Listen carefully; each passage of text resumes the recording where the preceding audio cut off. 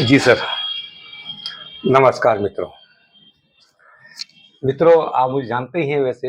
मेरा नाम अंजनी किरोड़ीवाल प्रजापति है और मैं पिछले 15 सालों से मिट्टी के बर्तनों पे काम करता आ रहा हूँ। काम का मतलब है कि मैं इस पे शोध कर रहा हूँ और मैं जनमानस को ये बताना चाहता हूँ कि मिट्टी के बर्तन कितना महत्व रखते हैं। मित्रों, चूँकि आज बात मिट्टी के बर्तनों की है, तो मैं आपसे कुछ बात करना चाहता हूँ। क्या आपने कभी अपने भोजन के स्तर को जाना है, समझा है? नहीं। आप घर में भोजन करते हैं, लेकिन कभी ये जानने की कोशिश नहीं करते कि आपके भोजन की थाली में पोषण कितना है। रेस्टोरेंट या होटल में जाते हैं तो क्या आपने उसके मालिक से जानकारी लेते हैं कि इसके भोजन में कितने प्रतिशत पोषक तत्व होंगे? नहीं। हमारे लिए जानना बहुत आवश्यक है कि हम जो खा रहे हैं उसे जीवन दे रहा है या अंदर से खा रहा है। वास्तव में हमें ये जानने की कभी जरूरत ही नहीं पड़ी कि हमारे भोजन में कितना पोषक चाहिए और हमें कितना मिल रहा है, इसके फायदे नुकसान क्या है। अमृत माटी इंडिया ट्रस्ट ने पिछले 1.5 दशकों से इस विषय में केवल गहराई से शोध ही नहीं किया, बल्कि आम जनता में इसका प्रचार प्रसार भी किया है। अमृत माटी इंडिया ट्रस्ट ने बने बर्तनों के संबंध में जन जागरण का कार्य भी करती आ रही है। मित्रों, अभी हाल में एक बड़ा धमाका हुआ। अभी हाल में 3 कुछ पोषण संस्थाओं के वैज्ञानिकों द्वारा किया गया एक अध्ययन सामने आया, जो कि अर्थ टू इंडिया पत्रिका में छपा है, द हिंदू में भी छपा है। इसमें देश की 3 बड़ी रिसर्च इंस्टीट्यूशन, जो आप देखेंगे तो आप दंग रह जाएंगे। इसमें Indian council of agriculture research ICAR, Vigyan Chandra Kashi Vishwavidyalaya Paschim Bangal, national institute of nutrition Telangana के लगभग 12 वैज्ञानिकों ने संयुक्त अध्ययन किया। और अध्ययन में ये इनकी जो अध्ययन की जो रिपोर्ट थी वो श्रृंखलाबद्ध तरीके से डाउन टू अर्थ पत्रिका में छपी भी है। इनका कहना है और ये जानकारी सामने आई कि हमारे देश में 50% ऊर्जा जरूरत पूर्ण करने वाले गेहूं और चावल का पोषक तत्व पिछले 50 साल में 45% तक कम हो गया है, जबकि टॉक्सिक पदार्थ जैसे आर्सेनिक, बेरियम की मात्रा बहुत ज्यादा बढ़ गई है। इस गति से 2040 तक रोटी चावल में पोषण मूल्य बहुत कम या न के बराबर ही रह पाएगा। इस समस्या का गहराई से अध्ययन किया गया तो पता चला कि चावल में पोषक का मूल्य वर्ष 1960 में प्रति किलोग्राम आयरन 60 मिलीग्राम था और कैल्शियम 350 मिलीग्राम रहा। ये आते आते वर्ष 2090 में आयरन जहां 60 था वहां 48 मिलीग्राम और कैल्शियम जहां पर था 350 वो घट के 260 मिलीग्राम पर आ गया।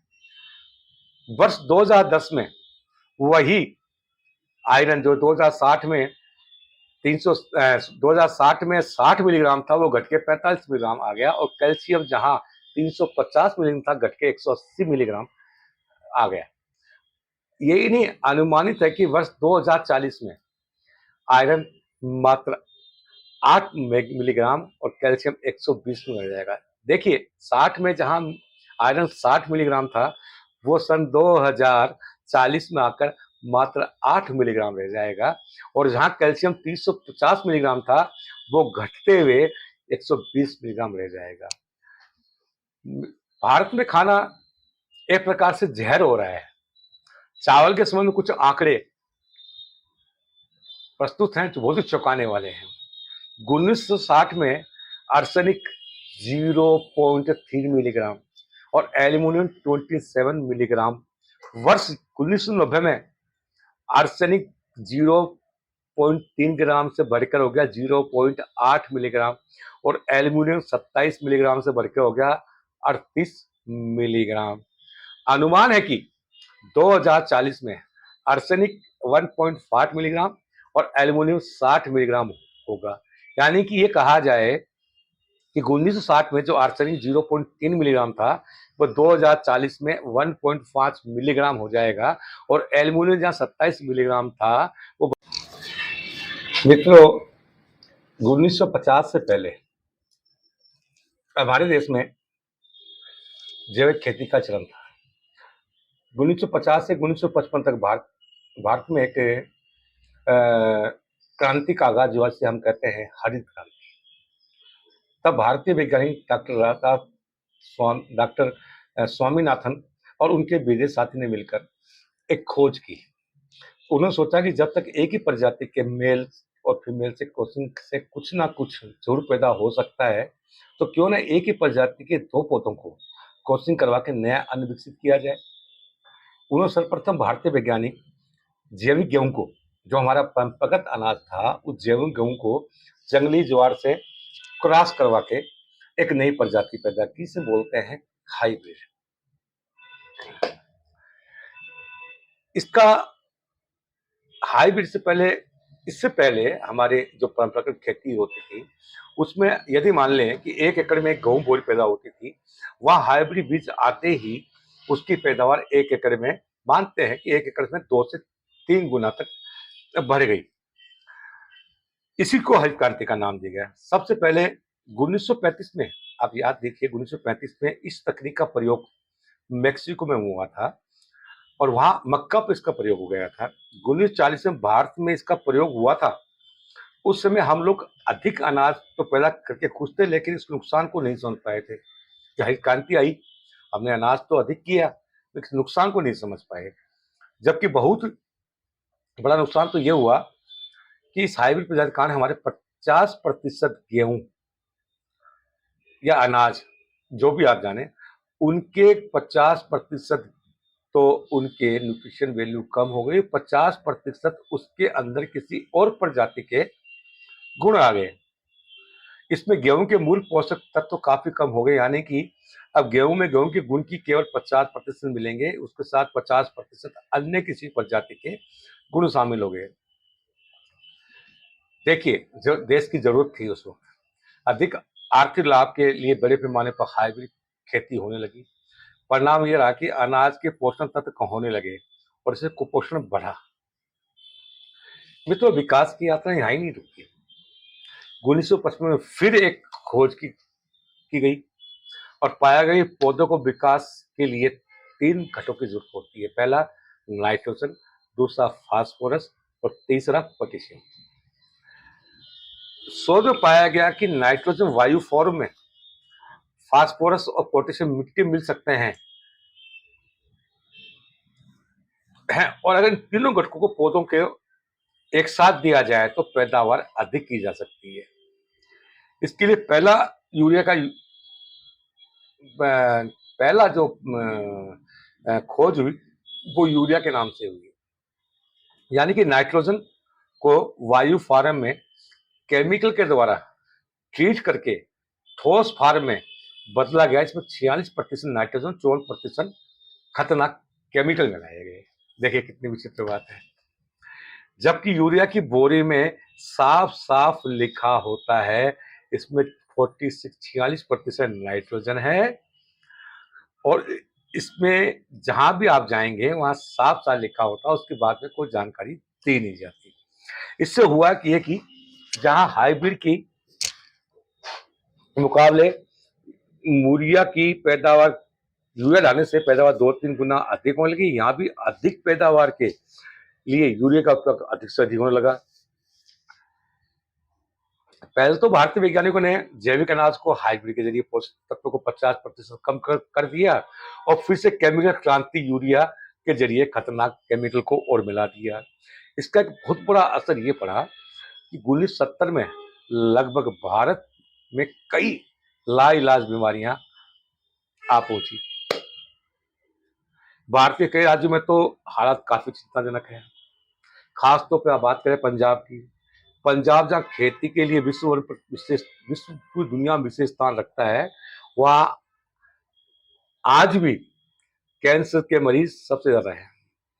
यहाँ तक कि पंजाब से बीकानेर चलने वाली ट्रेन को कैंसर ट्रेन के नाम से जाना जाता है। इस ट्रेन के सभी मरीज कैंसर के होते हैं। कारण है अनाज पैदावार में अंधाधुंध केमिकल का प्रयोग। अनाज पैदावार की प्रक्रिया इतनी खत्म।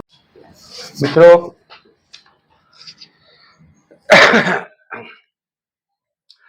हमने भी इस विषय में काफी काम किया, कई शोध किए, और इसके सबसे पहले हमने यह तय किया कि हमको ये जानना जरूरी है कि वास्तव में भोजन को पकाने के लिए सही पात्र कौन से हो सकते हैं। क्या तांबा, क्या पीतल, क्या स्टील, क्या नॉन स्टिक, या फिर प्लास्टिक, या फिर एल्युमिनियम, या फिर मिट्टी, या फिर सोना, या फिर चांदी, जो भी आप चाहें। हमने काफी अध्ययन किया आयुर्वेद का भी। आयुर्वेद में साफ साफ लिखा हुआ है कि यदि आपको संपूर्ण पोषक तत्व चाहिए तो आपके लिए सोना और चांदी दो ही पात्र ऐसे हैं जिसमें आप भोजन पका के खा सकते हैं। मगर ये चीजें स्वाभाविक नहीं है। हमने देखा, समझा, काफी शोध किया, इस मिट्टी के इतिहास को जाना, मिट्टी के बर्तन के सिस्टम को जाना, ये कब आया। तो इतिहास की बात में जाने से तो कोई फायदा नहीं है, क्योंकि 5,000 साल पुराना तो रिकॉर्ड आपके पास मोहनजोदड़ो है ही, मगर उससे पहले भी एक बहुत बड़ी प्रक्रिया हुई थी। मानव विकास की यात्रा में मिट्टी के बर्तन बहुत बड़ा सहयोग करते आ रहे हैं। मानव जो अपनी विकास यात्रा में था तब से मिट्टी के बर्तन साथ साथ चलते आ रहे हैं। क्योंकि आज आधुनिकता की इस जंग में मिट्टी के बर्तन हाशिए पर हैं, मगर ये कभी ना भूलें कि मनुष्य को सबसे पहले मांसाहारी से शाकाहारी बनाने में मिट्टी के बर्तनों का बहुत बड़ा योगदान था। मानव ने जब देखा, खेती करना सीखा, तो बीजों को भंडारण में भी मिट्टी के बर्तनों का बहुत बड़ा रोल था। उसने जब पशुपालन प्रक्रिया सीखी और समझी, तो पशुपालन के दूध, दही, मक्खन को रखने के लिए भी उसको मिट्टी के पात्र ही एकमात्र व्यवस्था रही। दुनिया को चलाने में आज जो भी हम आधुनिकता की बात कर रहे हैं, जो विकास यात्रा की बात करते हैं, विज्ञान की बात कर रहे हैं, उस विज्ञान को गति देने में सबसे पहले चाक का आविष्कार हुआ। उस गोलाई का, उस गोलाई से हर चीज गतिमान है।